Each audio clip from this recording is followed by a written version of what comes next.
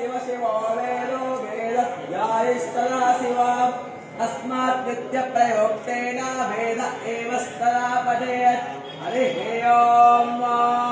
यशतो जित्वा वायवस्था देवोऽवस्था विदप्रारपायातु श्रेष्ठतमाय कर्माणे आप्यायत्ववगन्या इन्द्राय भागं प्रजावतेर्नामेव आयचमाः भावस्तेन एषा सामाजस्तक्तमसः रवा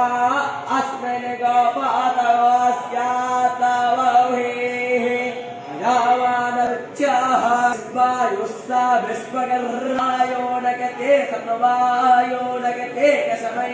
वायो नगते कामन्युष्टा हरि बोलो हरि हरि बोलो हरि हरि बोलो गोतावासे हागरनानन्दर्गो हसुवामा वारनाते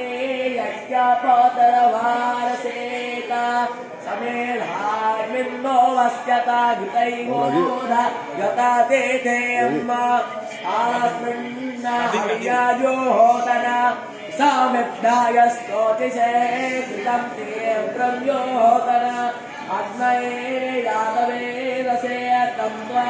समिद्धेरङ्गिरोद्धृतेन भद्रयामसे विवक्षो जायविष्टिया ओक्रामेदसानन्मातरं पुनः पितरं च प्रयं च कनमाहि सोदिवम्